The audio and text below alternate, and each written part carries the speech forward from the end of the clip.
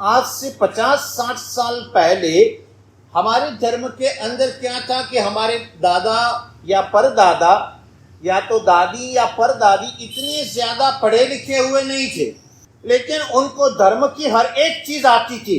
100-200 स्तवन, 100-150 सज्जाएं, प्रतिक्रमण की हर एक विधि, नए नए स्तवन सज्जाएं स्तुति उनको आते थे। उनको पढ़ना लिखना नहीं आता था, लेकिन ये सब आता था। आज हमारे पास ऐसा कोई एक व्यक्ति विद्यमान नहीं है। अगर इस हालात से हमें सही अर्थ में अपने धर्म को कोई ऊंचाई के ऊपर ले जाना है, तो हमें ध्यान केंद्रित करना होगा हमारी ज्ञान की परंपरा के ऊपर। और आपको शायद पता नहीं, इस विश्व के अंदर आप माने जैन संघ इतना सबसे ज्यादा सदनसीब है, उसके पास ज्ञान की जो विरासत है, वह विरासत इस विश्व में दूसरे किसी व्यक्ति के पास नहीं है, दूसरे किसी समाज के पास नहीं है, पूरे विश्व के अंदर। और मैं ये कुछ ऐसी ही अतिशयोक्ति वाली बातें नहीं कर रहा हूं, ये मैं आपको फैक्ट्स एंड फिगर्स के साथ बताऊंगा।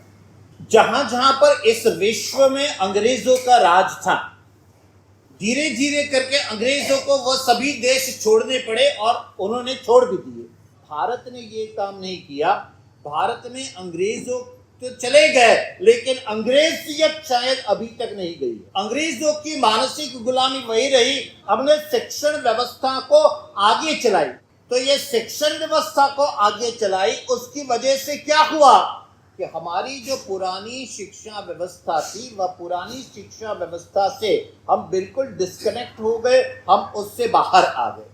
अंग्रेज जब भारत में नहीं आए थे, तब हमारी शिक्षा व्यवस्था क्या थी, क्या पढ़ाया जाता था, इसके बारे में शायद हमें किसी भी प्रकार का नॉलेज नहीं है, किसी भी प्रकार का ज्ञान नहीं है। उसके पहले हमारे एजुकेशन सिस्टम में पढ़ाने के लिए किताबें रहती थी, तो तब तो ऐसे प्रिंटिंग की व्यवस्था नहीं थी, ऐसा कुछ भी नहीं था, पढ़ाया जाता था। सिस्टम ये थी कि आपको मुंह से पढ़ाया जाता था, आप मुंह से याद रखते थे। 15 साल के अंदर एक छोटा सा बच्चा एक अच्छा ग्रामेरियन, संस्कृत भाषा का विद्वान बन सकता था। तो ये एजुकेशन सिस्टम के लिए उनके पास सिलेबस चाहिए थी, किताबें चाहिए थी, तो वो किताबें समय समय पर बनती रहती थी, और वे सभी किताबें उस समय में हाथ से लिखी जाती थी। और भारत भर में पूरी जगह पर जहां जहां पाठशालाएं रहती थी, वहां पर हाथ से लिखी हुई किताबों का संग्रह रहता था। भारत की पूरी ज्ञान की समृद्धि वो इन मैन्युस्क्रिप्ट्स में, पांडुलिपियों में छिपी रहती थी। अंग्रेज तो चले गए, उसके बाद फिर सरकारें आती चली गई, और इन सरकारों पर कम्युनिस्ट विचारधारा का प्रभाव रहा, और उसके कारण वैसी ही शिक्षा नीतियां बनाई गई जिसमें ये पूरी चीजों को बाकात रखा गया था। लेकिन धीरे धीरे करके कुछ जागृति आई, और अटल बिहारी वाजपेयी की सरकार बनी। पहले 13 दिन की बनी, बाद में 13 महीने की बनी। उस 13 महीने की सरकार में अटल बिहारी जी वाजपेयी ने एक निर्णय लिया कि यदि भारत की गरिमा को हमें पुनः हासिल करना है, तो उसकी एजुकेशन सिस्टम में जाना होगा, और उसके जो मूल स्रोत है उसको वापस लाना पड़ेगा और उसको बचाना पड़ेगा। उनके शासन काल में भारत में एक संस्था की स्थापना की गई, नेशनल मिशन फॉर मैन्युस्क्रिप्ट्स, राष्ट्रीय पांडुलिपि संस्थान। ऐसे एक संस्थान की स्थापना करी गई, और उसका काम यही था, भारत भर में जितनी भी 100 साल से पुराने लिखे गए दस्तावेज है, उन दस्तावेजों को इकट्ठा करना, इकट्ठा करके उनका एक लिस्ट बनाना, और फिर उसका संरक्षण कैसे किया जा सकता है इसकी नोट्स बनाना। 7-8 साल तक ये सर्वे चला। इस सर्वे में कुल मिलाकर के भारत भर में कितनी मैन्युस्क्रिप्ट है, उसका एक पायलट सर्वे किया गया उड़ीसा के अंदर और कुछ बिहार और उत्तर प्रदेश के अंदर। उस सर्वे में ये आया कि केवल उड़ीसा के अंदर 3 लाख लोगों के पास अपने अपने घर में हाथ से लिखी हुई मैन्युस्क्रिप्ट थी। ये तो छोटा सा पायलट प्रोजेक्ट था पाठशालाओं में, और दूसरी जगह पर ये कितना होगा ये पता नहीं।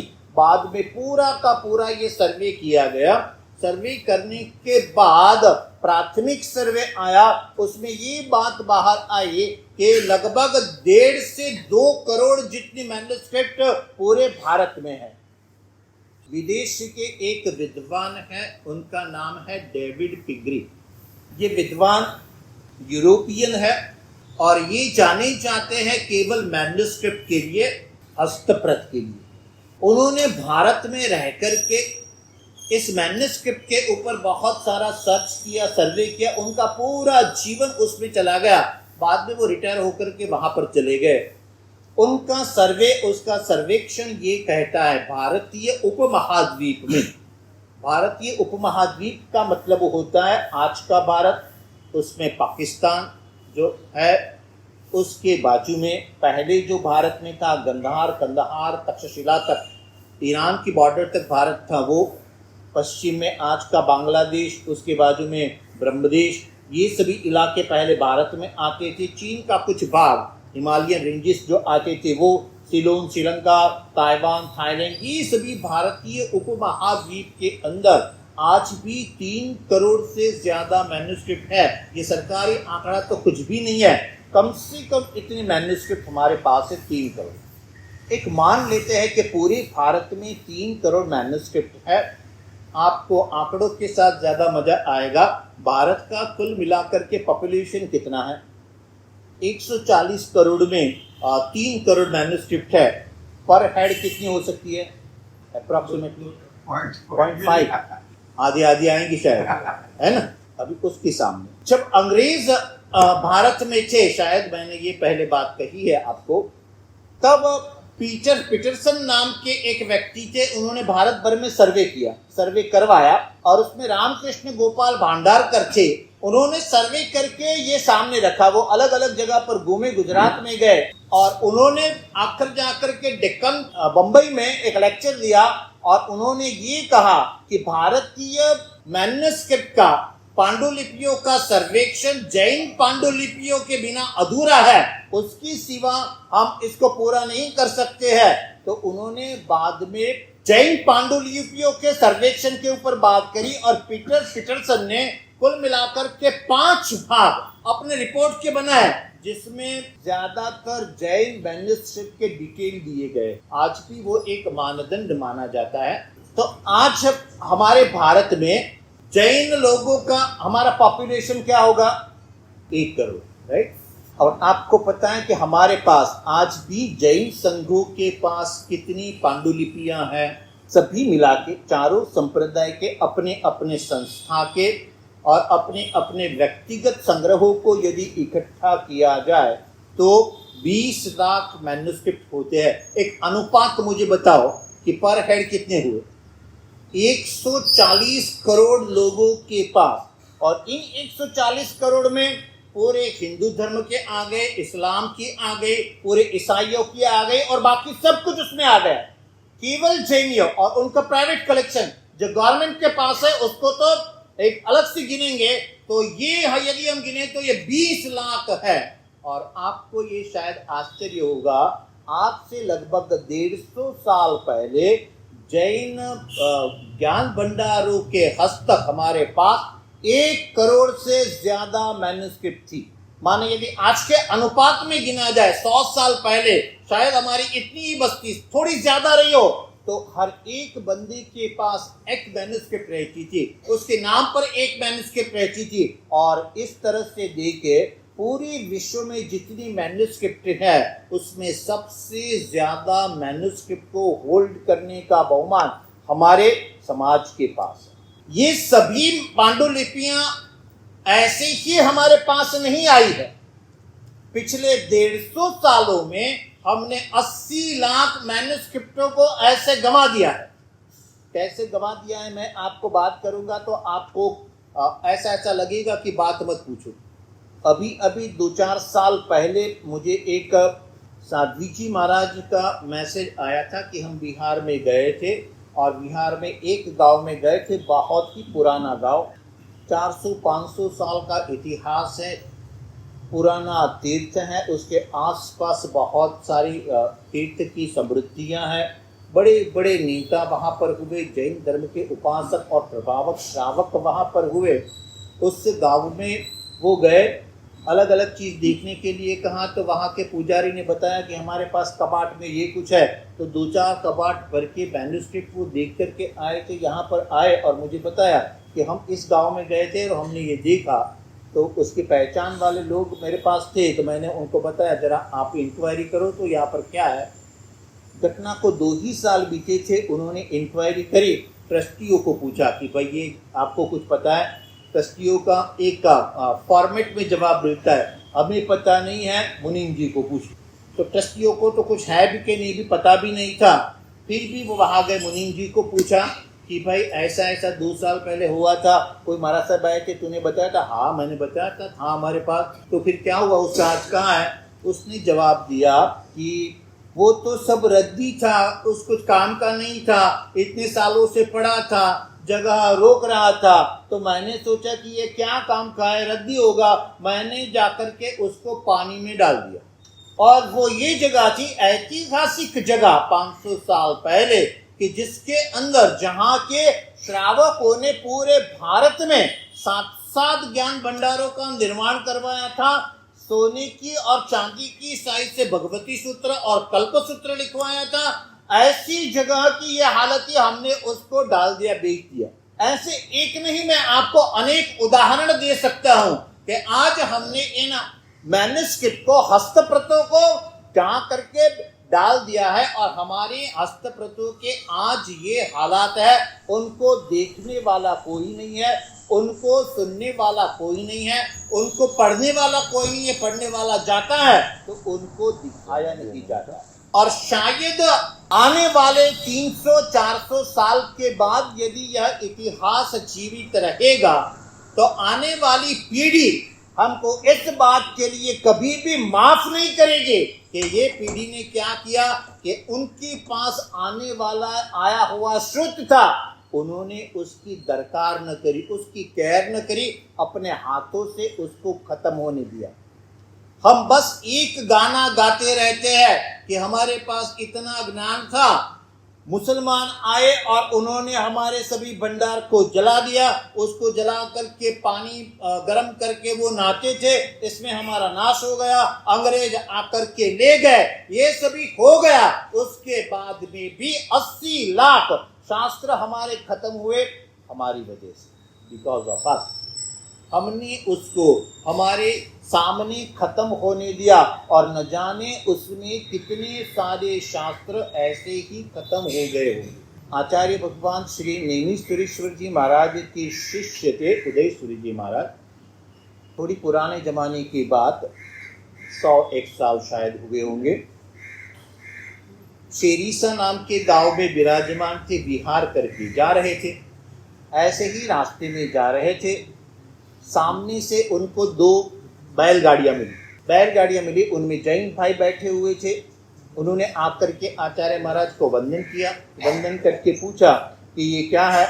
उन्होंने कहा कि इसमें सारे ग्रंथ भरे पड़े हुए हैं, पन्ने पड़े हुए हैं, हमको तो पता नहीं, गांव से आए हुए हैं, तो हम क्या इसको निकाल करने के लिए जा रहे हैं। तो आचार्य महाराज ने कहा थोड़ा ठहर, वहीं पर वो रुके।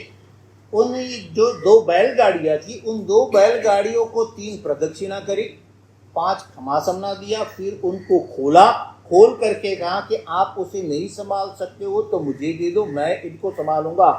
इस तरह से वो फेंके कचरे में जाने वाली मैन्युस्क्रिप्ट को उन्होंने ला करके अहमदाबाद में जाकर के सुरक्षित। तो हमें तो पता ही नहीं कि हमारे इस ज्ञान की विरासत का मूल्य भी क्या है और हमने इसको किस तरह से खत्म कर दिया है, उसके सामने देखने वाला भी कोई नहीं है। और आज हमारे जो हालात है, ऐसे कितने सारे शास्त्र है जो शास्त्र केवल हमारे उपेक्षा की वजह से आज खत्म हो गए हैं। आचार्य भगवान श्री हरिभद्र सूरी जी महाराजा ने 1444 शास्त्र बनाए थे, आज कितने मिलते हैं? 100 जितने भी हमारे पास उपलब्ध नहीं है, उसके नाम मिलते हैं, बस उनके नाम भी हमारे पास नहीं है। 300 350 साल पहले उपाध्याय यशोजी जी महाराज हुए, उनके नाम से लगभग 2-1000 ग्रंथ उन्होंने बनाए हैं। 70-75 उनके मिलते हैं, बाकी के कहाँ खत्म हो गए। ये तो 300 350 साल का हिस्ट्री है।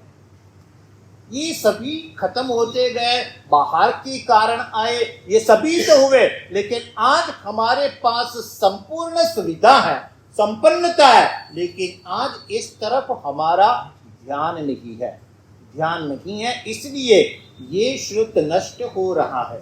बस एक बात मैं आपको कहना चाहता हूं, जब कोई भी एक व्यक्ति आपके लिए कुछ लिखता है, इतने सारे महाराज साहब हो गए, उन्होंने जो भी लिखा वो क्या था। आज जितने भी हम व्याख्यान सुनते हैं, उस व्याख्यान में जब महाराज साहब बोलते हैं तो अपनी मर्जी में आते हैं, वो बोलते हैं नहीं, शास्त्र में जो लिखा हुआ है उसका एक पार्ट लेकर के वो आपको समझाते हैं। तो वो जो लिखा है वो किसी न किसी ने 100, 150, 200, 300, 400, 500 या 1000 साल पहले लिखा हुआ है। जब वो लिखने वाले ने लिखा होगा तो क्या सोच करके लिखा होगा कि भविष्य में आने वाली पीढ़ियां उसको पढ़ेगी, भगवान की बातों को समझेगी, समझ करके फिर उसको जीवन में उतारेगी, उनके जीवन में परिवर्तन आएगा। तो परिवर्तन आएगा तो उसका लाभ मुझे मिलेगा, ये सोच करके उन्होंने ये सब लिखा। बस एक सवाल आज मैं आपके सामने रखना चाहता हूँ, इतने सारे महाराज साहबों ने इतने सारे शास्त्र बनाए हमारे लिए, एक ही भावना रख करके कि आगे आने वाली पीढ़ी इसको कुछ पढ़ेगी। आज यदि वो आकर के हम लोगों को देखे कि हमने लिखा हुआ है उसका इन्होंने क्या किया, तो वो उनके मन में क्या होगा। आपको समझ में आए इसलिए मैं थोड़ा आपको समझाता हूँ। आपका बच्चा है, बहुत प्यारा है, आपने उसको बिजनेस सौंप दिया और वो आपका बिजनेस बढ़ाने की तो बात छोड़ो, रफा दफा कर रहा है, क्या होगा आपको भाई। चलो हमारे पास ताकत नहीं है, हम उसको कुछ कर नहीं सकते, बता नहीं सकते, लेकिन क्या होगा, मन में इतना संताप होगा कि इतनी मेहनत करके, जिंदगी भर की मेहनत करके मैंने इस बिजनेस को खड़ा किया, एक गुडविल पैदा करी, एक नाम पैदा किया, और एक छोटी सी वजह से उपेक्षा के कारण इस बिजनेस को रफा दफा कर रहा है। आपको मन में इतना दुख होगा। अगर वो महाराज साहब आपके सामने आ जाए, अगर वो आपको देखे, तो उतना दुख आज उनको मन में होता होगा कि मैंने इन लोगों के लिए शास्त्र लिखे थे, मेरी साधना में से समय निकाल करके मैंने उनके लिए ये शास्त्र बनाए। अदरवाइज मैं साधना करता तो मैं साधना में आगे बढ़ सकता था, लेकिन इनके उपकार के लिए मैंने कुछ किया। और आज ये लोग क्या कर रहे हैं,